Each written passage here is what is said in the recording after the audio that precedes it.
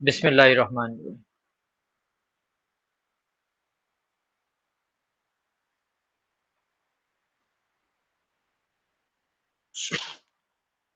अच्छा, देखिए बेटा, ये आपका सिलेबस आउटलाइन है। पहले तो आप ये देखें सिलेबस आउटलाइन में क्या-क्या चीज़ें हैं। आपको अंडरस्टैंड करना है what is meant by primary storage, ठीक है? फिर उसके बाद आपको what is meant by secondary storage. पहले तो आपको मालूम होना चाहिए कि what what is primary storage and what is secondary storage. फिर आपको operation of magnetic, optical and solid state devices आपको याद करना है, ठीक है? फिर उसके बाद आपको वर्चुअल मेमोरी आपको समझना है कि वर्चुअल मेमोरी किसे कहते हैं और क्लाउड स्टोरेज क्या है, ठीक है? और फिर उसके बाद क्लाउड स्टोरेज के एडवांटेजेस एंड डिसएडवांटेजेस याद करने, ये चीज़ें आपको समझनी है। सबसे पहली बात तो ये कि input devices sorry storage devices, आपके जो भी स्टोरेज डिवाइसेस हैं। अच्छा, एक टर्म हम यूज़ करते हैं स्टोरेज डिवाइस और एक टर्म यूज़ करते हैं storage media. Media means material on which you are storing data, ठीक है ना? जिस मटेरियल के ऊपर, जैसा ये सीडी ड्राइव के अंदर हमने ऑप्टिकल मीडिया लगाया हुआ है, ये स्टोरेज मीडिया है,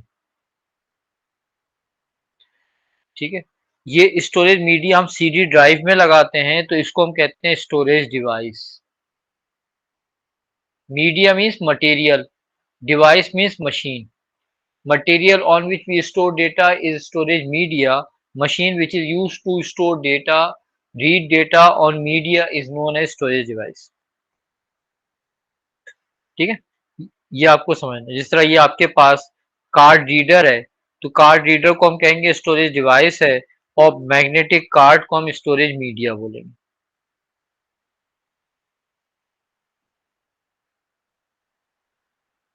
राइट?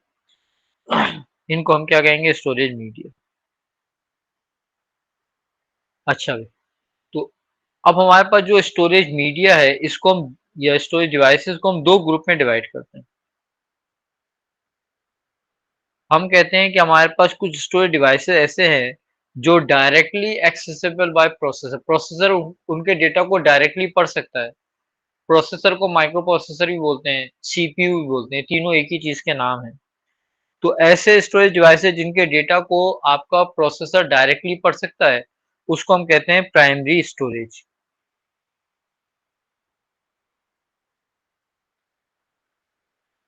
राइट? प्राइमरी स्टोरेज को हम क्या डिफाइन करते हैं, हम कहते हैं डायरेक्टली एक्सेसिबल बाय प्रोसेसर।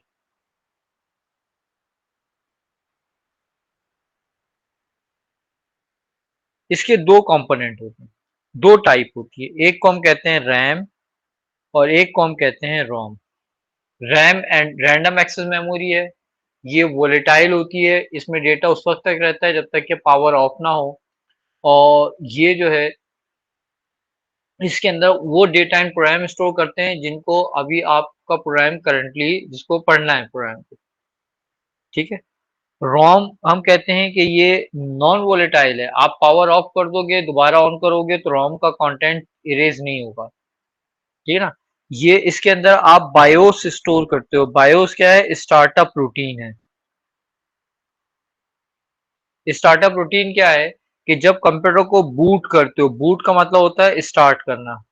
जब आप कंप्यूटर को स्टार्ट करते हो तो हमें मालूम है कि कंप्यूटर एक ऐसी डिवाइस है that works under control of store programme. इसके अंदर कोई प्रोग्राम होगा तो उसके सुपरविजन में कंप्यूटर काम कर सकता है, अदरवाइज कंप्यूटर काम नहीं कर सकता।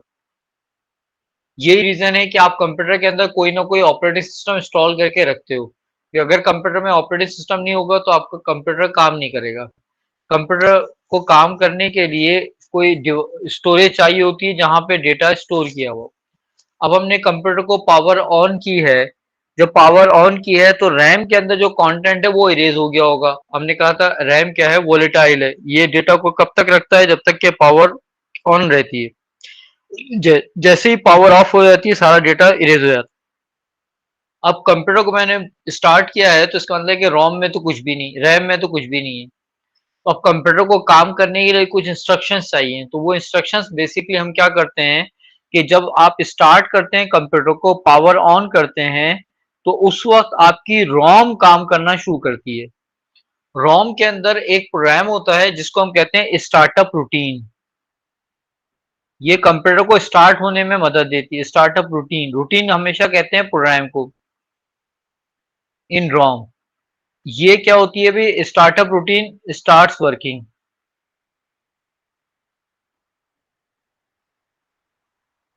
अच्छा, ये रोम क्या करती है, रोम का अंदर ये जो स्टार्टअप रूटीन है, जो रोम की बायोस के अंदर है बेसिकली, ये स्टार्टअप रूटीन क्या करती है, चेक कर रही होती है आईओ डिवाइसेस। आईओ डिवाइसेस मतलब है कि input output devices,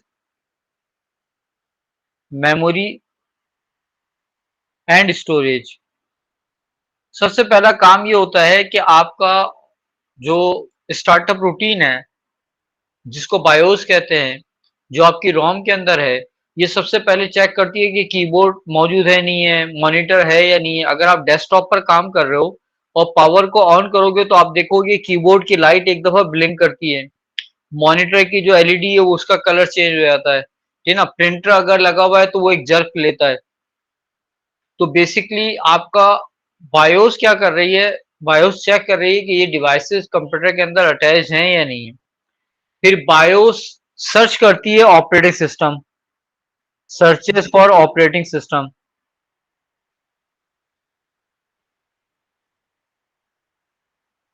searches for OS. फिर स्टार्ट लोडिंग ओएस। ओएस किसे कहते हैं हम, ऑपरेटिंग सिस्टम इन रैम। अच्छा, जब रैम के अंदर ओएस स्टार्ट हो जाता है तो फिर कंट्रोल, बायोस क्या करती है, कंट्रोल हैंड ओवर कर देती है आपके ऑपरेटिंग सिस्टम को। Control hand over, control to operating system.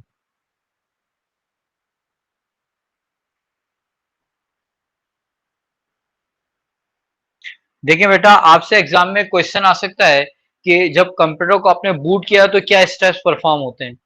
Computer को जब आप बूट करते हैं तो एक प्रोग्राम काम करना शुरू करता है जो कंप्यूटर के बायोस के अंदर स्टोर होता है, जो कंप्यूटर की रोम के अंदर स्टोर होता है।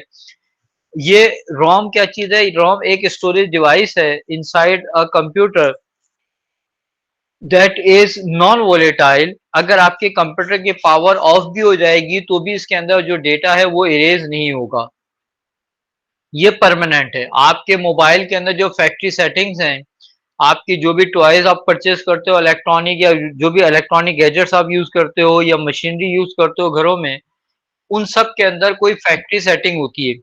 ये फैक्ट्री सेटिंग बेसिकली स्टोर होती है बायोस के अंदर, और या यू यू में से दैट रोम के अंदर। एग्जाम में क्वेश्चन आता है कि what is the role of a ROM in a toy car. Suppose किया टॉय कार की बात कर रहे हैं, तो टॉय कार के अंदर जो रोम का रोल है वो क्या कर रहा है कि ये इसके अंदर फैक्ट्री सेटिंग को स्टोर कर रहा है। तो जो आपकी फैक्ट्री सेटिंग्स होती हैं किसी भी इलेक्ट्रॉनिक डिवाइस की, सारे गैजेट्स की, ये बेसिकली कहाँ पे स्टोर होती है, ये रोम के अंदर स्टोर होती है। तो जब आप कंप्यूटर को बूट करते हो, बूट करने को हम कहते हैं स्टार्ट करना। जब कंप्यूटर को बूट करते हो तो सबसे पहले जब जैसी पावर ऑन होती है तो बायोस, जो बेसिक इनपुट आउटपुट सिस्टम है आपकी रोम में, वो काम करना शुरू करता है। BIOS start searching, checking all input output devices, storage devices and memory unit. जब वो इन सारी चीजों को चेक कर लेगा और सब इसको मिल जाएंगी और ओके होंगी, तो फिर ये searches for operating system. Operating system आपने किसी हार्ड ड्राइव में या एसएसडी के अंदर स्टोर किया हुआ होगा, ये सर्च करता है कि ऑपरेटिंग सिस्टम है या नहीं है। फिर ऑपरेटिंग सिस्टम को ये लोड करता है रैम के अंदर। जब ऑपरेटिंग सिस्टम लोड हो जाता है रैम में, तो अब बायोस का काम खत्म हो जाता है और वो अपना कंट्रोल, कंप्यूटर का कंट्रोल जो है वो ऑपरेटिंग सिस्टम को हैंड ओवर कर देता है। ये है आपकी स्टार्टअप रूटीन। ये स्टार्टअप रूटीन जो प्रोग्राम है ये आपकी रोम के अंदर स्टोर होता है। अच्छा, अगर हम कंप्यूटर की बात करें तो हमने कहा कि कंप्यूटर में हमारे पास दो टाइप की स्टोरेज है। एक को हम कहते हैं प्राइमरी, दूसरी को हम कहते हैं सेकेंडरी। सेकेंडरी स्टोरेज को हम कहते हैं ये मेन स्टोरेज है। आपके अच्छा, सेकेंडरी स्टोरेज में खाली ये सीडी और सॉरी एसएसडी और एचडीडी नहीं है, रैम और रोम के अलावा सब कुछ सेकेंडरी स्टोरेज के अंदर है। यानी आपकी जो सीडीज हैं, डीवीडीज हैं, ब्लू रे हैं, आपकी जो यूएसबी फ्लैश मेमोरी है, एक्सटर्नल हार्ड ड्राइव है, इन सारी चीजों को हम कैटेगराइज कर रहे होते हैं सेकेंडरी स्टोरेज में। प्राइमरी स्टोरेज में सिर्फ दो चीजें आती हैं, एक आती है रैम और एक आती है रोम, और बाकी सारी स्टोरेज डिवाइसेस जो हैं उसको हम कहते हैं कि सेकेंडरी स्टोरेज। सर हाँ, बोले बेटा। सर तो ऑफलाइन स्टोरेजेस नहीं होती? अच्छा, हाँ, अब थोड़ा सा कंफ्यूजन है। ए लेवल के अंदर हम एक टर्म यूज करते हैं ऑफलाइन स्टोरेज, पहले ओ लेवल के अंदर भी हम यूज करते थे टर्म ऑफलाइन स्टोरेज, अब इन्होंने ये ऑफलाइन स्टोरेज की टर्म को खत्म कर दिया। अब हमारे पास दो ही टर्म्स हैं, एक प्राइमरी और एक सेकेंड। तो अगर कभी कभी आप देखोगे, पास पेपर उठा के देखोगे, पुराना पास पेपर, तो वहां पर आपको तीन कॉलम नजर आते हैं। एक आध दफा क्वेश्चन ऐसा भी आया है कि उसके अंदर तीन कॉलम उन्होंने दिखाए, उसमें आपको आइडेंटिफाई करना है कि इनमें से प्राइमरी स्टोरेज कौन सी है, सेकेंडरी स्टोरेज कौन सी है, और ऑफलाइन स्टोरेज कौन सी है।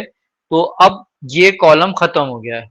अब आप जो डिवाइड करोगे स्टोरेज डिवाइसेस को, तो आप कहोगे कि हमारे पास एक स्टोरेज डिवाइस प्राइमरी है और एक स्टोरेज डिवाइस हमारा ऑफलाइन। जैसा मैं एक क्वेश्चन दिखाता हूँ, ये जैसा ये पहले इस क्वेश्चन के अंदर एक कॉलम और होता था, मैंने वो कॉलम डिलीट कर दिया क्योंकि अब हमारे पास ऑफलाइन स्टोरेज जो है उसको, जो है हमारे न्यू सिलेबस के अंदर, अब उसको पार्ट बना दिया है सेकेंडरी स्टोरेज का। सही, सही है बेटा। तो अब आपकी जो सीडीज, डीवीडीज, ब्लू रे, वो भी सेकेंडरी स्टोरेज। अच्छा, अब क्या होगा कि आपका सारा डेटा एंड प्रोग्राम कहाँ पर होंगे? ऑल डेटा एंड प्रोग्राम्स आपके होंगे सेकेंडरी स्टोरेज में। जिस प्रोग्राम को आपको चलाना है, जिस डेटा के ऊपर आपको काम करना है, वो यहां से लोड होकर आता है प्राइमरी स्टोरेज।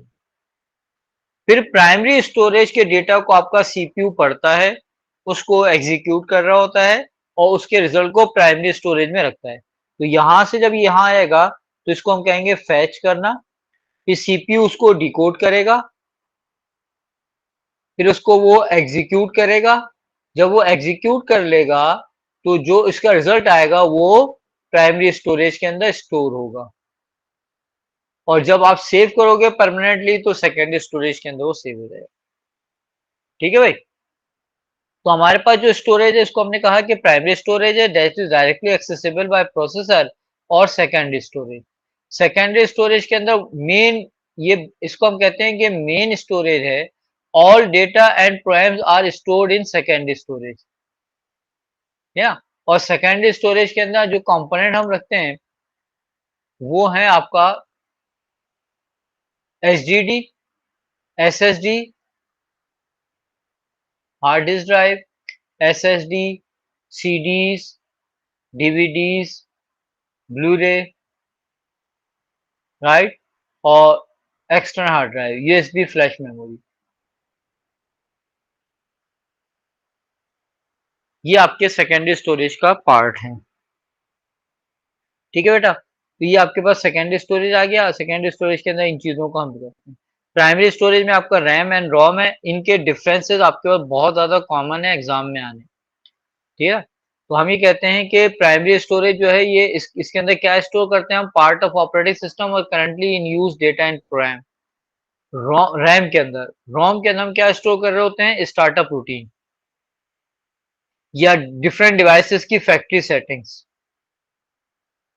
ठीक है ना, या आपके पास सपोज किया कोई इलेक्ट्रॉनिक डिवाइस है तो उसके जो बटन्स हैं, किसी बटन को प्रेस करने पर कौन सी कमांड चलेगी, वो सब आपने रोम में स्टोर की होगी। अच्छा, अगर आप बात करते हैं एडिट करने की, तो आप रैम के कंटेंट को एडिट कर सकते हैं, इरेज कर सकते हैं, इसमें नए कंटेंट को ऐड कर सकते हैं। आप किसी प्रोग्राम पर डबल क्लिक करते हैं तो वो हार्ड ड्राइव से रैम में आ जाता है, किसी प्रोग्राम को क्लोज करते हैं तो रैम से दोबारा हार्ड ड्राइव में आ जाता है। यानी आप इन प्रोग्राम्स को क्या कर सकते हो? रैम के प्रोग्राम को आप नया डेटा ऐड कर सकते हो, पुराने डेटा को इरेज कर सकते हो। रोम के कंटेंट को आप चेंज नहीं कर सकते, ये याद रखना है आपको। अच्छा, रैम के अंदर यूजर डेटा को स्टोर कर रहा होता है और रोम के अंदर कंप्यूटर का मैन्युफैक्चरर डेटा को स्टोर करता है और वो उस डेटा को स्टोर करता है जिसको अगर जो मॉडिफाई अगर हो जाए तो कंप्यूटर काम करना छोड़ दे या कंप्यूटर के अंदर मेल फंक्शन आ जाए, कंप्यूटर प्रॉपरली काम नहीं करे, तो वो सारे सेंसिटिव डेटा एंड इंस्ट्रक्शंस को वो रोम में रखता है कि आप बाय मिस्टेक भी इसको चेंज ना कर सको। ठीक है। अच्छा, वोलेटाइल और नॉन वोलेटाइल का जो कॉन्सेप्ट है वो ये है कि अगर पावर ऑफ करने के बाद डेटा इरेज हो जाए तो इसको हम कहते हैं ये वोलेटाइल है। वोलेटाइल वो है जिसको डेटा को रिटेन रखने के लिए वोल्टेज की नीड है और नॉन वोलेटाइल वो है जिसको डेटा को रिटेन रखने के लिए वोल्टेज की नीड नहीं है। तो आपकी रोम नॉन वोलेटाइल है, आपकी हार्ड ड्राइव, आप हार्ड ड्राइव में डेटा स्टोर करो, हार्ड ड्राइव को निकाल कर रख दो तो वो उसका डेटा इरेज नहीं होता है, तो आपकी हार्ड ड्राइव भी नॉन वोलेटाइल है। सीडीज डीवीडीज के अंदर डेटा को स्टोर करो, उसको अलग कर लो, तो वो अपने डेटा को रिटेन रखता है, तो आपकी सीडीज डीवीडीज ब्लू रे वो भी नॉन वोलेटाइल है। तो हम ये कह सकते हैं कि हमारे कंप्यूटर में रैम के अलावा सारी storage devices volatile non volatile होती हैं। RAM is the only non volatile only volatile storage device. RAM हमारी सिर्फ रैम ही है जो वोलेटाइल होती है। इसके अलावा जो भी स्टोरेज डिवाइसेस हैं वो सारे के सारे नॉन वोलेटाइल हैं। यानी आपके कंप्यूटर के अंदर जो रोम है वो नॉन वोलेटाइल है, आपके कंप्यूटर के अंदर जो हार्ड ड्राइव है वो नॉन वोलेटाइल है, एसएसडी है नॉन वोलेटाइल है, यूएसबी फ्लैश मेमोरी है नॉन वोलेटाइल है, सीडीज हैं, डीवीडीज हैं, ब्लूरे हैं, ये सारी की सारी स्टोरेज डिवाइसेस नॉन वोलेटाइल हैं। सिर्फ रैम है जो वोलेटाइल। ठीक है बेटा। फिर रोम को हम डिफरेंट टाइप में डिवाइड करते हैं। हम ये कहते हैं कि हमारे पास कुछ रोम ऐसी आती हैं जिसके अंदर डेटा पहले से मैन्युफैक्चरर ने स्टोर किया हुआ होता है, तो उसको हम कहते हैं रोम। कुछ रोम ऐसी आती हैं जो ब्लैंक होती हैं, आपको चाहिए आप सपोज क्या आपको कोई टेस्टिंग करनी है, आप उसके अंदर एक दफा डेटा को रख ब्लैंक आती है, एक दफा डेटा को लिख लो, तो इसको हम कहते हैं, फिर उसके बाद आप उसमें चेंजेस नहीं कर सकते, तो उसको हम कहते हैं प्रोग्रामेबल रीड ओनली मेमोरी। जब एक दफा आप इसमें डेटा को लिख लेते हैं तो फिर ये फ्रॉम जो है वो रोम में कन्वर्ट हो जाती है आफ्टर राइटिंग डेटा। ठीक है, ये क्या बन जाती है, रोम बन जाती है। अब इसको चेंजेस नहीं कर सकते। कुछ ऐसी रोम आती हैं जिसके आप जिसके डेटा को बार बार इरेज करके उसको चेंज कर सकते हैं, जिनको इसको कहते हैं erasable programmable read only memory. इसको डेटा को इरेज करने के लिए अल्ट्रा वायलेट रेज चाहिए होती हैं। फिर कुछ ऐसी रोम आती है जिसके प्रोग्राम को आप बार बार चेंज कर सकते हो, आप कमांड दोगे प्रोग्राम डिलीट हो जाएगा और नया प्रोग्राम। मैं ये नहीं कह रहा कि पावर ऑफ करने पर डेटा इरेज होगा, मैं ये कह रहा हूँ कि आप इंस्ट्रक्शन देकर आप प्रोग्राम को चेंज कर सकते हो, एडिट कर सकते हो, मॉडिफाई कर सकते हो। तो इसको हम कहते हैं electrically erasable programmable read only memory.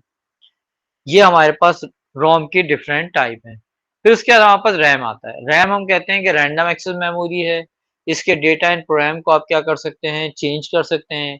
अगर पावर ऑफ कर दिए तो ये बिल्कुल इरेज हो जाएगा। ठीक है, कंप्यूटर ऑन होगा तो सबसे पहले बायोस इसके अंदर ओएस को डालेगा और फिर जब ओएस स्टार्ट वर्किंग करेगा तो जो जो प्रोग्राम आप चलाते जा रहे हो वो रोम रैम में डालता रहेगा और जब किसी प्रोग्राम को क्लोज करेंगे तो रैम से उसको इरेज करता रहेगा।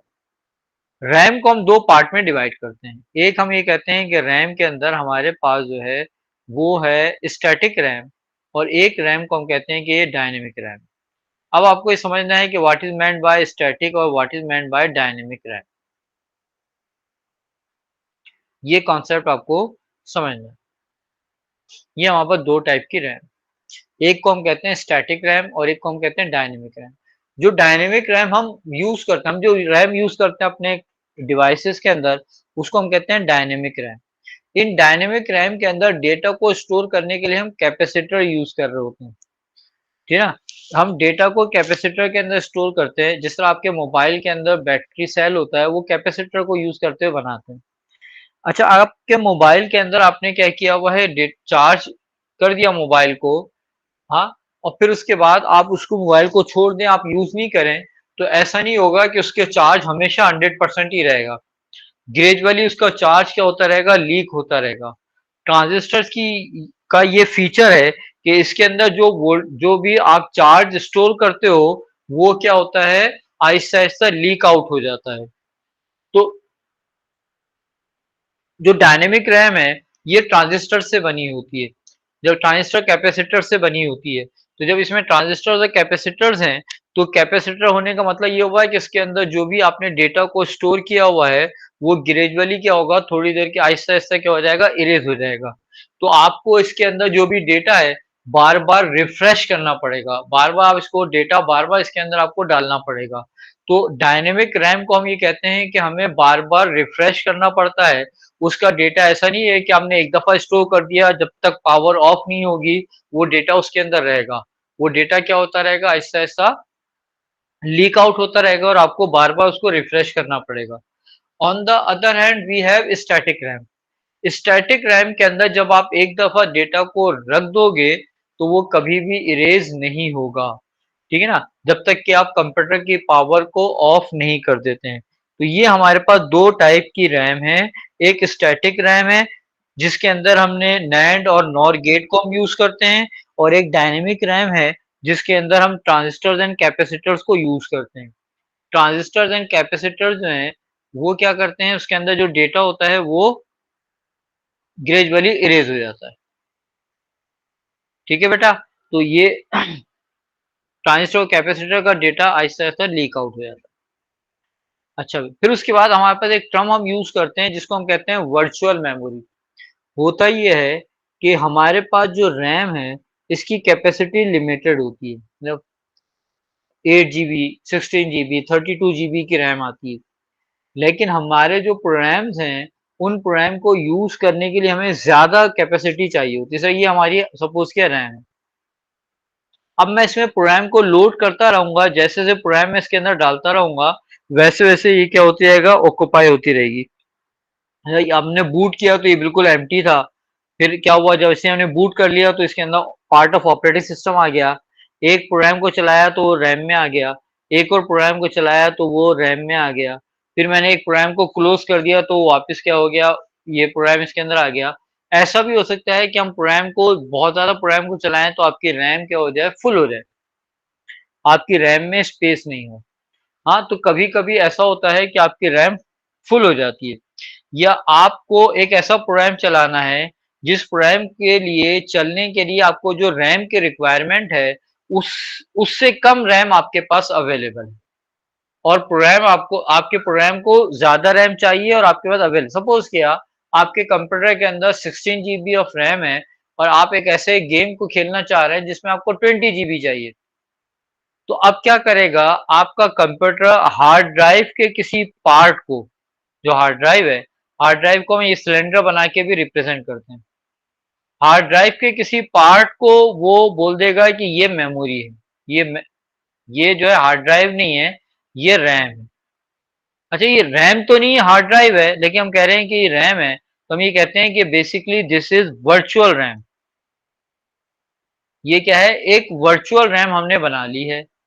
अब हम क्या करते हैं कि अब रैम में हमारे पास कैपेसिटी कम है, तो हम क्या करते हैं कि देखते हैं कि रैम में कौन सा ऐसा प्रोग्राम है जिसकी अभी आपको नीड नहीं है। उस प्रोग्राम को उठाकर हम कहाँ रख देते हैं, इस वर्चुअल मेमोरी में रख लेते हैं। यहाँ पर आपके पास स्पेस आ जाती है, तो वो स्पेस के अंदर आप दूसरा प्रोग्राम लोड कर लेते हैं।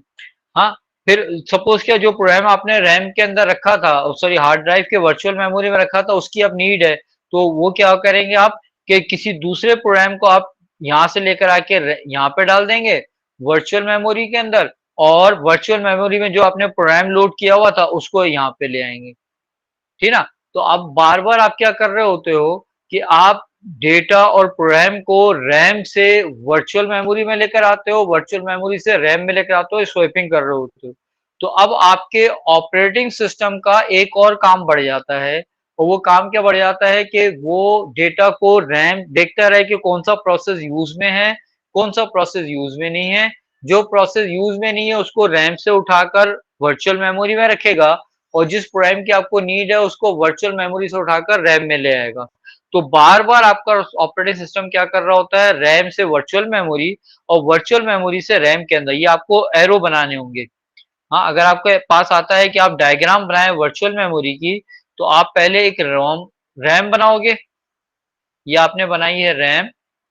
फिर एक हार्ड ड्राइव बनाओगे, आप इस तरह सिलेंडर बना दिया आपने, हार्ड ड्राइव हो गई। इस हार्ड ड्राइव के अंदर आप एक रेक्टेंगल बना दोगे और बोल दोगे कि ये वर्चुअल मेमोरी है। फिर अब क्या होगा हेलो सर। कि सॉरी, बोले। सर मैं बोल रहा हूँ ये मुझे आता है, मैं जा सकता हूँ फिर, मतलब जी, ये मुझे आता है सही तरह। हाँ हाँ, सही। ठीक है, ओके, अल्लाह हाफिज़ सर। अच्छा, इससे आप क्या करोगे, इसमें लेकर जाओगे, यहाँ से रैम, यानी आप क्या करोगे, बार बार स्वैपिंग कर रहे, तो ये आपके पास वर्चुअल मेमोरी हो गई। ठीक है बेटा, अब आपको ये वर्चुअल मेमोरी हो गई, ये आप देख लें। फिर उसके बाद हमारे पास एक टर्म हम यूज किया, ठीक है एडवांटेज सर। डिसएड बोले। सर वो अगर रैम हमारी फिल नहीं हुई तो फिर तो हमें वर्चुअल मेमोरी की जरूरत नहीं होगी ना। हाँ, वर्चुअल मेमोरी की नीड कब होती है, जब आपको रिक्वायर्ड होती है, क्योंकि वर्चुअल मेमोरी तो आपकी स्पीड को स्लो कर देगा। आपकी वर्चुअल मेमोरी क्या कर रही है, आपकी कंप्यूटर के आपकी, यानी बार बार आप सपोज के कोई प्रोग्राम का पार्ट चलाना है, तो आपको पहले क्या करना है कि ओरिजिनल रैम में उसके लिए स्पेस बनानी है, वर्चुअल मेमोरी से ओरिजिनल रैम में लेकर आनी है। हाँ, और इस ओरिजिनल रैम में स्पेस किस तरह बनाओगे कि हाँ, कोई प्रोग्राम आपने रखा होगा उसको उठा के पहले आप वर्चुअल मेमोरी में लेके जाओगे, वर्चुअल मेमोरी से दूसरे प्रोग्राम को वो आपको स्वैप इन स्वैप आउट करते रहना पड़ेगा। ये सब आप कब करते हो, जब आपको जो आपकी जो अवेलेबल मेमोरी है वो आपकी रिक्वायर्ड मेमोरी से कम है। अगर आपके पास इतनी मेमोरी है, सपोज कि आप जो प्रोग्राम चला रहे हो, आपके पास 16 GB की रैम है, और जिन प्रोग्राम्स को आप चला रहे हो उन सारे प्रोग्राम्स को चलाने के लिए आपको 10 GB की रैम चाहिए, तो फिर आपको वर्चुअल मेमोरी की नीड नहीं है। वर्चुअल मेमोरी की नीड हम कब होती है, जब हमारे पास रिक्वायर्ड मेमोरी ज्यादा होती है, अवेलेबल मेमोरी कम होती है। ठीक है, और ये आपकी स्पीड को भी स्लो कर रही होती है। तो आपको वर्चुअल मेमोरी के एडवांटेजेस डिसएडवांटेजेस आपको देखने हैं। इसका एडवांटेज क्या है कि आप by using virtual memory many applications और प्रोग्राम्स कैन बी एग्जीक्यूटेड। अच्छा, मेन मेमोरी की स्पेस लिमिटेड होती है, एक काम आपको ज्यादा चाहिए तो या तो आप रैम परचेज करो, वो तो बहुत एक्सपेंसिव हो जाता है। समटाइम आपके मदरबोर्ड के ऊपर रैम एक्सपेंड भी नहीं हो सकी है। सपोज कि आपका मदरबोर्ड इस टाइप का बना हुआ है कि उसमें 16 GB रैम लग सकती है, आपको 32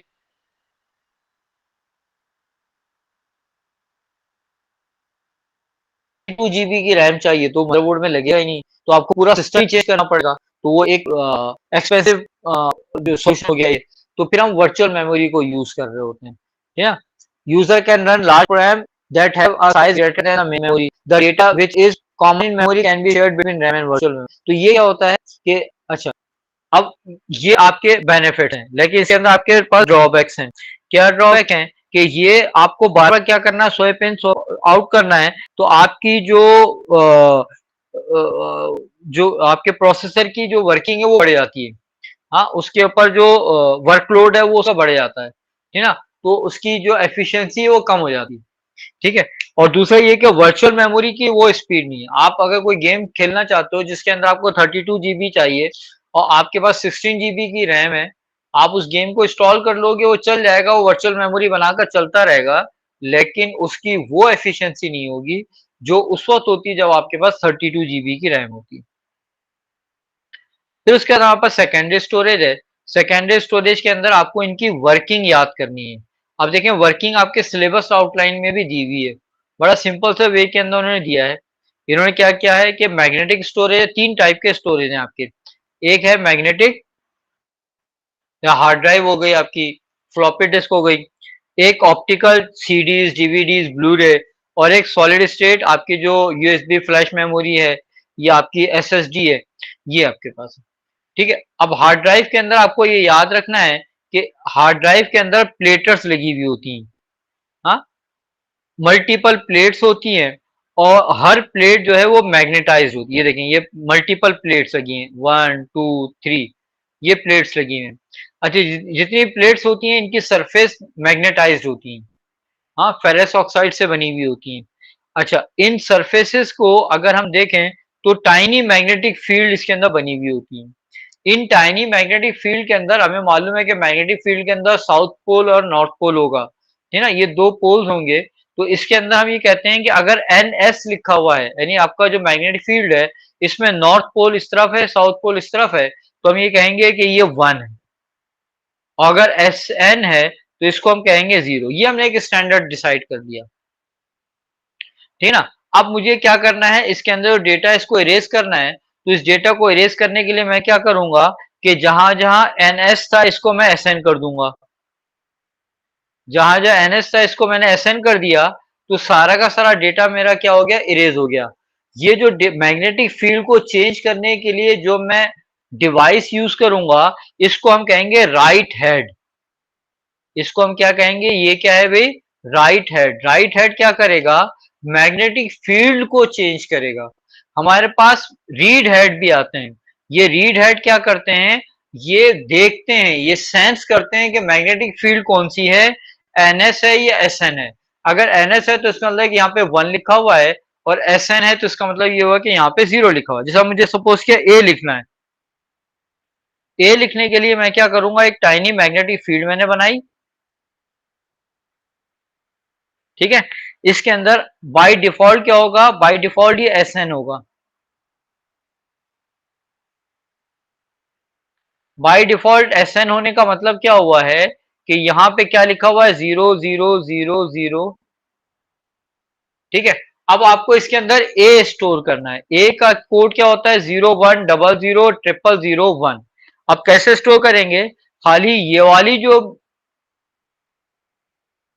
सेल मैग्नेटिक फील्ड है इसको चेंज करके आप NS कर दोगे, और इसको चेंज करके आप NS कर दोगे।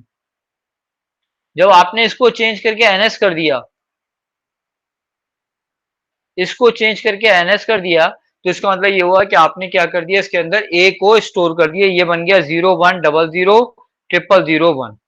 तो इस तरह हम क्या करते हैं, इसके अंदर डेटा को रीड और राइट कर रहे होते हैं।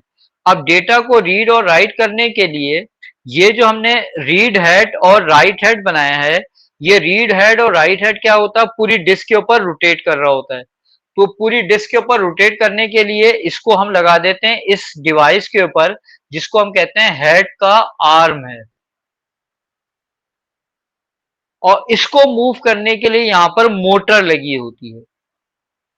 ये मोटर क्या करती है, ये हेड के आर्म को मूव कर रही होती है डिफरेंट पार्ट्स के ऊपर।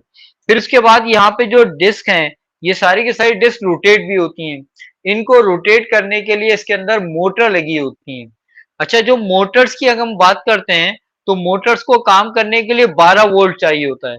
कंप्यूटर के दूसरे कंपोनेंट को काम करने के लिए 5 वोल्ट चाहिए होता है। इसका मतलब ये हुआ कि आपकी जितनी भी मोटर्स लगी हुई है कंप्यूटर के अंदर, ये आपकी बैटरी की पावर बहुत ज्यादा कंज्यूम करती हैं। तो हम क्या करते हैं, हम ये प्रेफर करते हैं कि हमारे कंप्यूटर के अंदर ये ऐसी डिवाइसेस यूज ना करें जिनमें मोटर लगी हुई है, क्योंकि मोटर्स क्या करेंगी कि आपकी बैटरी की पावर को बहुत ज्यादा कंज्यूम करेंगी, राइट। सर और हीटअप तो भी तो हो इसके, सकता है ना। और हीटअप भी हो सकता है, लेटेंसी भी हो सकता है। अब हेड को, डेटा यहाँ पे रखा हुआ है, हेड यहाँ पर है, तो अब आपको पहले क्या करना पड़ेगा, डिस्क को रोटेट करके यहाँ लाना पड़ेगा। फिर रैम को आपके हेड को मूव करके इधर लेकर आना पड़ेगा। इसमें आपका टाइम लगेगा डेटा को रीड करने में, तो लेटेंसी का इशू आता है, ठीक है ना। तो ये आपके पास कुछ इश्यूज आते हैं हार्ड ड्राइव के अंदर, आपको ये याद रखने हैं। हार्ड ड्राइव की जो मैन्युफैक्चरिंग आप याद रखोगे, वो कैसे याद रखोगे कि इसके ऊपर डिफरेंट डिस्क होती हैं, डिफरेंट प्लेट्स होती हैं, हर प्लेट मैग्नेटाइज्ड होती है, हर प्लेट के ऊपर ट्रैक्स बने हुए होते हैं, और हर ट्रैक को छोटे छोटे सेक्टर में डिवाइड करते हैं, और हर सेक्टर के अंदर टाइनी मैग्नेटिक फील्ड्स होती हैं। ये टाइनी मैग्नेटिक फील्ड्स क्या करती हैं, इस टाइनी, ये जैसा ये बनाया हुआ हमने, हाँ, ये देखिए, ये हमारे पास क्या है, ये डिस्क की ये प्लेट्स हैं, ये याद रखने हैं भाई, ये जो हार्ड ड्राइव की वर्किंग आपको याद रखनी है। डिस्क के अंदर प्लेट्स हैं, ये प्लेट्स क्या करती हैं कि इन प्लेट्स ये मैग्नेटाइज होती हैं, इनके ऊपर ये ट्रैक्स और सेक्टर बने हुए होते हैं, ट्रैक बने हुए होते हैं, उन ट्रैक को हम डिवाइड कर देते हैं सेक्टर्स के अंदर, और हर सेक्टर के अंदर टाइनी मैग्नेटिक फील्ड बनी हुई होती है। इन टाइनी मैग्नेटिक फील्ड के अंदर जो मैग्नेटिक फील्ड होती है वो SN या NS हो सकती है। अच्छा भाई, इस डिस्क को आपको रोटेट करना पड़ता है। इस डिस्क को रोटेट करने के लिए यहाँ पर आपने क्या की होती है, मोटर लगाई होती है जो डिस्क को रोटेट करेगी। फिर यहाँ पर आपके पास, इसको हम कहते हैं ये आर्म है, इन आर्म के ऊपर हेड लगे हुए होते हैं, रीड हेड और राइट हेड लगे होते हैं। रीड हेड क्या करते हैं कि मैग्नेटिक फील्ड को सेंस करते हैं, राइट हेड मैग्नेटिक फील्ड को चेंज करते हैं। तो इस तरह आपको इसकी वर्किंग याद करनी है, ठीक है बेटा। तो इसकी आपको मेहनत करनी है, वर्किंग आपको SSD की याद करनी है, HDD की याद करनी है, और ऑप्टिकल डिवाइसेस की वर्किंग याद करनी है। सर प्लीज फ्लैश मेमोरी का बता सकते हैं क्या क्या होती है? अभी हम आते हैं। अच्छा, फिर उसके बाद हमारे पास SSD है। SSD के अंदर जो है हमारे पास जो है वो हम यूज कर रहे होते हैं NAND और NOR गेट को, ठीक है ना। अब देखें, SSD की वर्किंग को याद करने के लिए भी आपको बहुत ज्यादा कॉम्प्लिकेटेड वे में याद नहीं करोगे आप, इसको बड़ा सिंप्लीफाइड वे में आप याद करोगे, ठीक है। इसके अंदर हम क्या यूज करते हैं, NAND और NOR गेट यूज कर रहे होते हैं। फिर इसके अंदर ट्रांजिस्टर्स होते हैं और कंट्रोल गेट्स होते हैं और फ्लोटिंग गेट। ये आपकी इसकी टेक्नोलॉजी होगी। यानी आपको क्या याद रखना है कि सॉलिड स्टेट डिवाइसेस जो है इसके अंदर NAND और NOR गेट यूज होते हैं, और इसके अंदर ट्रांजिस्टर्स यूज होते हैं, कंट्रोल गेट जो या तो कंट्रोल गेट का काम करते हैं या फ्लोटिंग गेट का काम करते हैं, ठीक है। अब इसके अंदर देखें किस तरह की आपको वर्किंग याद करनी है। एक मिनट, हाँ ये आपके पास आ गया। यहाँ पे कंट्रोल गेट्स हैं और फ्लोटिंग गेट्स हैं, ठीक है। अच्छा भाई, अब फ्लोटिंग गेट का काम क्या है, ये छोटे गेट्स हैं, इंसुलेटेड चैम्बर के अंदर होल्ड किए इलेक्ट्रॉन्स को ये होल्ड करके रखते हैं। ये आपके फ्लोटिंग गेट क्या करेगा, इस इंसुलेटेड के अंदर आपके जो इलेक्ट्रॉन्स हैं इनको होल्ड करके रखेगा। इलेक्ट्रॉन के फॉर्म के अंदर आपका डेटा स्टोर होगा, ठीक है ना। आपके पास NAND और NOR गेट के अंदर जो डेटा स्टोर होगा वो इलेक्ट्रॉन्स के थ्रू स्टोर हो रहा होगा, ठीक है। ये आपको इसमें याद रखना है।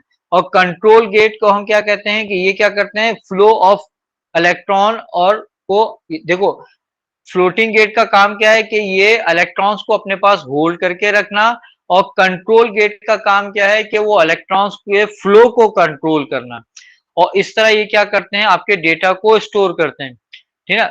सॉलिड स्टेट डिवाइसेस के अंदर हम क्या यूज करते हैं, NAND और NOR टेक्नोलॉजी यूज कर रहे होते हैं, और ट्रांजिस्टर यूज करते हैं जो कि कंट्रोल और फ्लोटिंग गेट का काम करते हैं, ठीक है। अच्छा, अब डेटा को इसके अंदर हम किस तरह स्टोर करते हैं कि आपके पास जो फ्लोटिंग गेट्स हैं, उन फ्लोटिंग गेट के अंदर हम इलेक्ट्रॉन्स को क्या कर लेते हैं, होल्ड कर लेते हैं। फ्लोटिंग गेट के अंदर इलेक्ट्रॉन किस तरह आते हैं, ये फ्लोटिंग गेट के अंदर इलेक्ट्रॉन को लेकर आना या फ्लोटिंग गेट से इलेक्ट्रॉन्स को निकालने का काम जो है वो कौन कर रहा होता है, वो आपके कंट्रोल गेट्स कर रहे होते हैं, है ना। कंट्रोल गेट क्या करते हैं, इसके अंदर इलेक्ट्रॉन्स को के फ्लो को कंट्रोल कर रहे होते हैं, ठीक है। तो अब ये थोड़ी सी आपको इसकी वर्किंग याद करनी है, ठीक है बेटा। अच्छा, अब इसके अंदर आपके पास एडवांटेज क्या है SSD का ओवर HDD। अच्छा, SSD हम ये कहते हैं कि मोर रिलायबल है। मोर रिलायबल क्यों है कि इसके अंदर कोई मूविंग पार्ट नहीं है। जब कोई मूविंग पार्ट नहीं है तो इसमें स्क्रैचेस नहीं आते हैं, कोई बैड सेक्टर नहीं आता, ठीक है ना। ये लाइटर होते हैं, छोटे होते हैं, ठीक है ना। यही वजह है कि हम अपने पोर्टेबल डिवाइसेस के अंदर HDD नहीं लगाते, हम क्या लगाते हैं, हम SSD लगाते हैं, ठीक है ना। अच्छा, ये इनका वॉल्यूम भी कम होता है, ठीक है ना। आप आजकल जो लैपटॉप को यूज करते हो बड़े थिन लैपटॉप होते हैं, इसकी रीजन ये है कि अब इसके अंदर HDD नहीं आती, अब आप इसमें SSD लगाते हो। SSD लगाने की वजह से ये थिन है। आपका जो आपका मोबाइल है, आपके जो टैबलेट्स हैं, आईपैड्स हैं, इन सारे डिवाइसेस के अंदर हम क्या करते हैं, इन सारे डिवाइसेस के अंदर हम एसएसडी लगाते हैं। एसएसडी लगाने से एक एडवांटेज ये होता है कि लाइट वेट होते हैं। एसएसडी लगाने से एक एडवांटेज ये होता है कि ये आपके पास डिस्क, ये डिस्क जो है वो स्पेस कम ले, फिजिकल स्पेस कम लेता है। ठीक है। अच्छा, तीसरा एडवांटेज क्या है कि इसके अंदर कोई मूविंग पार्ट नहीं है। जब इसके अंदर कोई मूविंग पार्ट नहीं है तो ये इसको किसी मोटर की नीड नहीं है। और मोटर क्या करती हैं, ये 12 वोल्ट ले रही होती हैं। तो आपको अब स्टोरेज डिवाइसेस के अंदर मोटर की नीड नहीं होती है, तो आपके जो पोर्टेबल डिवाइसेस हैं इनकी बैटरी की लाइफ बढ़ जाती है। अगर मोटर भी उससे चलाएंगे हम, जैसे एचडीडी में हमें चलानी पड़ती है, तो बैटरी की लाइफ कम हो जाएगी। ठीक है। अच्छा, ये कूलर भी होते हैं।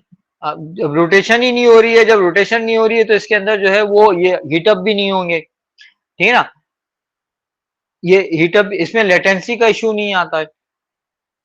तो ये आपके एडवांटेजेस हैं किसके, एचडीडी पर एसएसडी के। ये सारे के सारे एडवांटेजेस आपको याद रखने हैं। ठीक है ना, एग्जाम के अंदर ये एचडीडी ऑब्सोलीट होती जा रही है, एसएसडी जो है वो अब इंट्रोड्यूस होती जा रही है, उसको हम यूज करते जा रहे हैं। तो इसलिए आपके पास ये क्वेश्चन आ सकता है कि एसएसडी के एचडीडी के ऊपर एडवांटेजेस क्या हैं।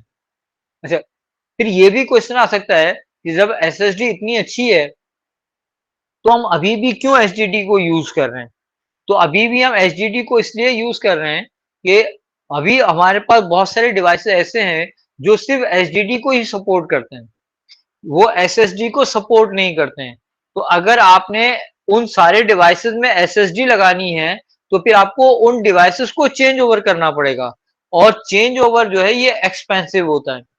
तो इसलिए भी हमारे पास बहुत सारी जगहों के ऊपर, बहुत सारे वेब सर्वर्स के ऊपर, बहुत सारी जगहों के ऊपर हम एचडीडी यूज कर रहे हैं। इसकी रीजन ये है कि एचडीडी को हम एचडीडी को क्यों यूज कर रहे हैं, क्योंकि इनको चेंज करना बहुत ज्यादा एक्सपेंसिव होगा। ठीक है बेटा। फिर एक टर्म हम यूज करते हैं इंड्योरेंस, एसएसडी इंड्योरेंस। एसएसडी का एक सर और वो डिसएडवांटेज, एसएसडी ज़्यादा ट्रस्टेबल भी है ना? सॉरी, एसएसडी ज़्यादा ट्रस्टेबल भी है। हाँ नहीं सॉरी, एसएसडी ज्यादा एचडीडी। ट्रस्टेड। अब दोनों टाइप के वो आ सकते हैं ना, क्योंकि एचडीडी के अंदर ये इशू है कि उसमें बैड सेक्टर आ जाते हैं, एसएसडी में बैड सेक्टर नहीं आते हैं। एचडीडी में ये एडवांटेज है, इसकी लाइफ ज्यादा होती है, एसएसडी की लाइफ कम होती है। और एक चीज यूज करते हैं एसएसडी इंड्योरेंस। एसएसडी इंड्योरेंस के अंदर क्या होता है कि आप 20 जीबी से ज्यादा डेटा एक दिन में इस पे स्टोर नहीं कर सकते, एक दिन में। अब अगर आपने YouTube के सर्वर पर आपने एसएसडी लगा दी, तो मैं जो अपनी वीडियो अपलोड कर रहा होता हूँ रिकॉर्ड करने के बाद, वो वीडियो होती है 1 जीबी से ज्यादा की। तो मुझ जैसे हजारों लोग वीडियोस को अपलोड कर रहे हैं। तो अगर आप एचडीडी लगाओ, एसएसडी लगा दोगे, तो एसडीडी पर आप पर डे 20 जीबी से ज्यादा डेटा को आप रीड राइट नहीं कर सकते। ये एक ड्रॉबैक है बहुत ज्यादा। तो इस वजह से भी जो है हम एचडीडी को अभी भी वेब सर्वर्स में एटलीस्ट यूज कर रहे हैं। ठीक है बेटा। फिर उसके बाद सर आपने उसको बोले। सर अस्सलाम वालेकुम। सर वालेकुम अभी आपने बताया कि एसएसडी पे 20 जीबी से ज़्यादा नहीं स्टोर कर सकते एक दिन में। एक दिन में रीड रीजन, राइट, इसकी रीज़न क्या है? ये इसकी लिमिटेशन है एसएसडी की। ये एक लिमिटेशन ये है कि अभी हो सकता है कुछ फ्यूचर में ऐसा ना हो, फ्यूचर में आप ज्यादा रीड राइट कर सके। रीड राइट ऑपरेशन कहलाते हैं कि आपको डेटा को रीड और राइट करना है। तो रीड राइट ऑपरेशन आपका 20 जीबी से ज्यादा नहीं हो सकता है per day over a period of 3 years. 3 साल से ज्यादा चलती भी नहीं है। ठीक है। लेकिन ये लॉन्गेविटी जो है इससे आहिस्ता बढ़ती रहेगी। लॉन्गेविटी जो है आपकी एचडीडी की लॉन्गेविटी ज्यादा है, एसएसडी की लॉन्गेविटी जो है वो 3 ईयर्स है। और उसके अंदर भी जो है वो पर डे 20 जीबी से ज्यादा डेटा आप स्टोर रीड और राइट नहीं कर सकते हो। लेकिन 20 जीबी से ज्यादा डेटा, लेकिन ये हो सकता है कि कुछ दिनों बाद ये चेंज हो जाए। कंप्यूटर के अंदर तो ये चेंजेस आ रही होती हैं। हो सकता है ये बात जो है वो, हो सकता है आप सर्च करो तो बाद में पता चले कि ये अब नहीं है ऐसा। ठीक है? ठीक ठीक है सर, थैंक यू। अच्छा, अब इसके बाद हमारे पास एक चीज आती है, ऑप्टिकल डिवाइसेस। हमें देखना है कि ऑप्टिकल, देखिए ये तीनों डिवाइसेस की आपको वर्किंग याद करनी है। ऑप्टिकल डिवाइसेस की वर्किंग किस तरह होती है कि ये सपोज किया ये ऑप्टिकल डिवाइस। अच्छा, ऑप्टिकल डिवाइस के अंदर अगर सीडीज की बात करेंगे तो उसके अंदर सिंगल स्पाइरल ट्रैक बना हुआ होता है। ब्लू रे के अंदर भी सिंगल स्पाइरल ट्रैक बना होता है। डीवीडी के अंदर भी सिंगल स्पाइरल ट्रैक बना होता है। डीवीडी रैम के अंदर कंसेंट्रिक कॉन्सेंट्रिक ट्रैक्स बने हुए होते हैं, इस तरह के ट्रैक बने हुए हैं। अच्छा भाई, अब ये मेरे पास एक डिवाइस है, ये सरफेस है, ठीक है। अब इसके ऊपर मुझे क्या करना है, डेटा को स्टोर करना है। अच्छा, हम ये कहते हैं कि जब मैं ब्लैंक सीडी लूंगा तो ये, इसमें कुछ भी स्टोर नहीं किया हुआ होगा, तो मैं कह सकता हूं कि इसमें हर जगह 0 स्टोर किया हुआ। अब मुझे क्या करना है, इसमें ए को स्टोर करना है। ए को स्टोर करने का मतलब ये हुआ कि 0 1 चाहिए मुझे, यहाँ पर 00 000 1, यहाँ पे 1 चाहिए।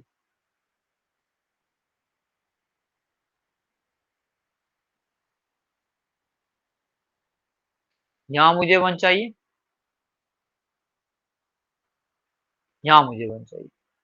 तो अगर मैं इन दो जगहों पर 1 को स्टोर कर दूंगा तो मैंने क्या स्टोर कर दिया, यहाँ पर ए। सही। अब यहाँ पर देखें कैसे स्टोर करते हैं। जो आपकी सीडीज डीवीडीज ब्लू रे हैं, ठीक है, सही है, सीडी आपकी ऑब्सोलेट होती जा रही है, लेकिन आपकी ब्लू रे ऑब्सोलेट नहीं हो रही है, ठीक है ना। अभी भी आपको बहुत सारा डेटा ब्लू रे में देते हैं। ब्लू रे में इसलिए देते हैं कि ये इनक्रिप्ट कर देता है, तो इसकी पायरेसी नहीं हो सकती। जैसा प्ले स्टेशन के लिए आपको अब ब्लू रे में मिल रहा होता है, हाँ, कि आप उसकी कॉपी नहीं कर सकते, तो ये ऑब्सोलेट नहीं हो रही है, तो इसके क्वेश्चन आ सकते हैं। अच्छा, ब्लू रे के अंदर क्या होता है बेटा, कि अब आपको ये, मैंने कहा कि ये ट्रैक बने हुए, ये जो ट्रैक है, ये ट्रैक मैंने यहाँ बनाया। अच्छा, बाय डिफॉल्ट हमने कहा कि इसमें कुछ भी स्टोर नहीं किया हुआ है, तो हम कहेंगे बाय डिफॉल्ट इसमें जीरोज स्टोर किया हुआ है। ठीक है, अब मुझे इसमें ए को स्टोर करना है। अब ए को किस तरह मैं इसके अंदर स्टोर करूंगा, अब इसको पढ़ने के लिए थोड़ी सी हमें फिजिक्स पढ़नी पड़ेगी। अच्छा, अब फिजिक्स के अंदर क्या होता है कि देखें ये प्रिज्म, ठीक है, इस प्रिज्म के ऊपर अगर मैं यहाँ से रे, अगर मैं इस पे थ्रो करूंगा प्रिज्म के ऊपर, अगर कोई रे ऐसे जाएगी तो विदाउट डेविएशन इसमें से पास हो जाएगी। ये जो है, ये जो प्रिज्म है, इसके लिए एक ग्लास का काम करेगा जिसमें कोई डेविएशन नहीं है। यहाँ ये रे क्या होगी, बिल्कुल स्ट्रेट यहां से पास हो जाएगी। ये रूल है फिजिक्स का। अच्छा, अगर कोई रे इस सरफेस के ऊपर आके पड़ेगी तो ये सरफेस जो है वो मिरर बन जाएगी और इस रे को वो रिफ्लेक्ट कर देगी। कोई ऑब्जेक्शन आपको? मैं कह रहा हूं प्रिज्म में यहां से कोई रे आके पड़ेगी तो पास हो जाएगी ऐसे, लेकिन अगर प्रिज्म पर यहां से कोई रे आके पड़ेगी तो रिफ्लेक्ट हो जाएगी। अच्छा, इस प्रिज्म के अंदर क्या होता है कि डिफरेंट एंगल से जब रेस पड़ रही होती हैं तो इनका डिफरेंट बिहेवियर होता है। डिफरेंट एंगल से पड़ने वाली रेस का बिहेवियर डिफरेंट होता है। जो पेरिस्कोप के अंदर हम यूज करते हैं वो हम प्रिज्म ही यूज करते हैं। वो प्रिज्म क्या करता है, मिरर का भी काम करता है।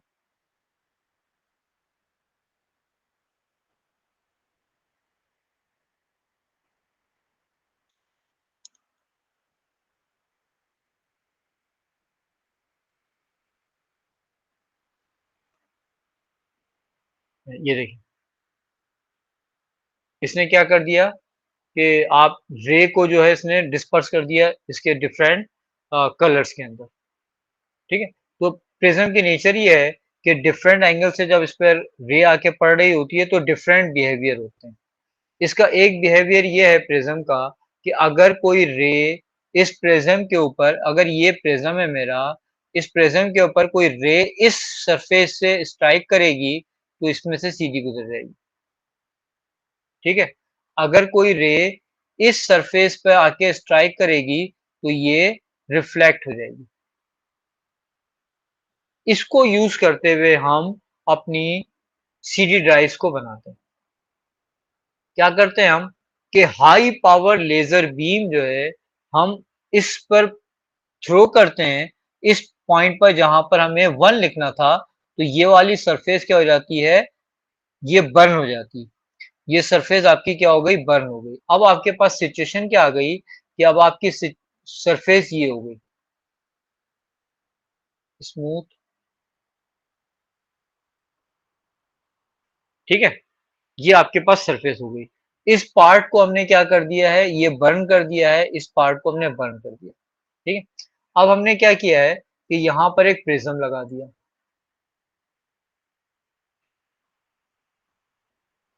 ये, ठीक है।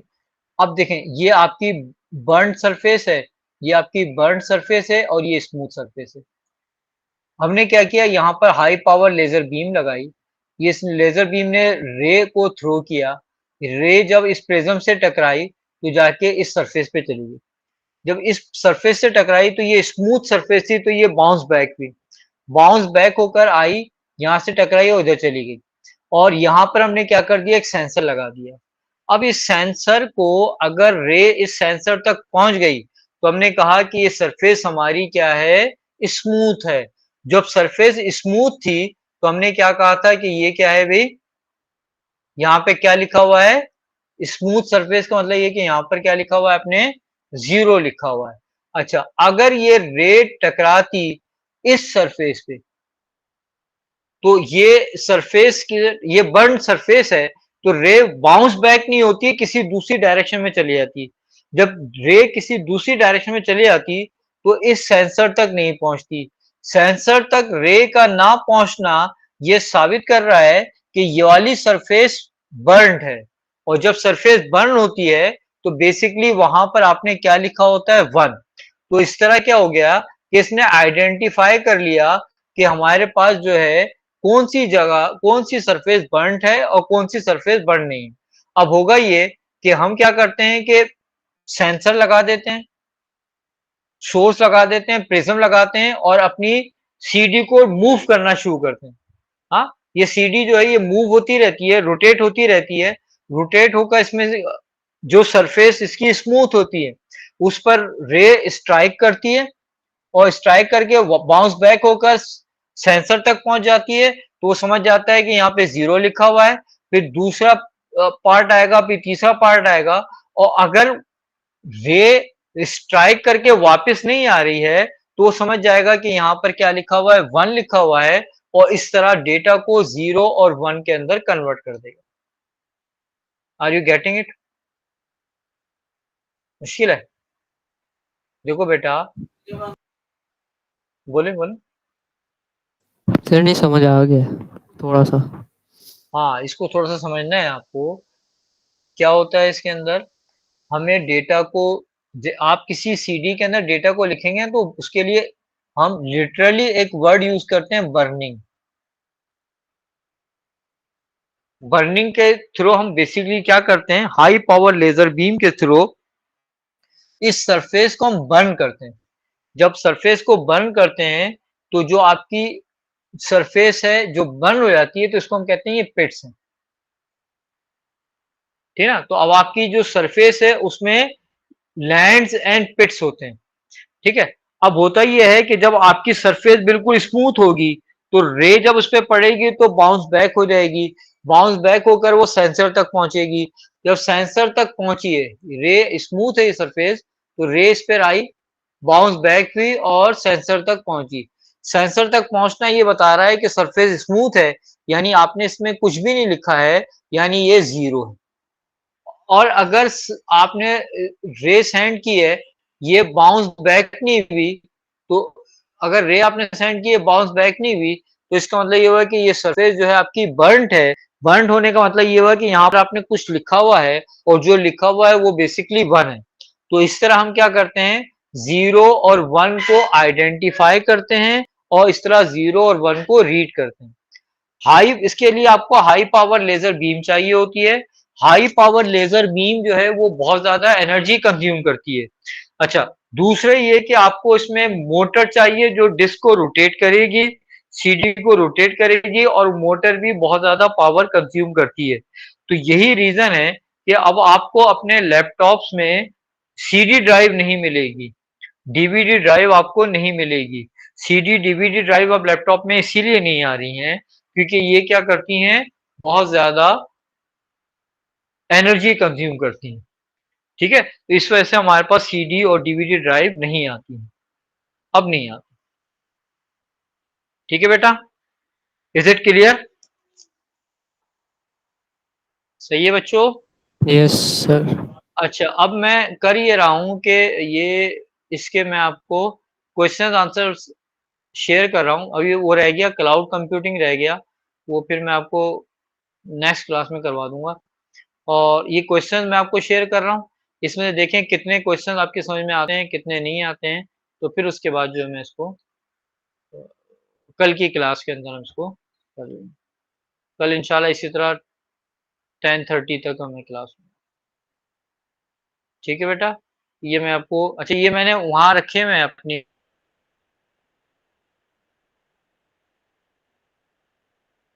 वेबसाइट के ऊपर। तो मेरी वेबसाइट पर आप चले आए, तो वेबसाइट patel.com, तो यहाँ पर आपको मिलेंगे ओ लेवल नोट्स, अभी आ जाएगा। सर एक सवाल है।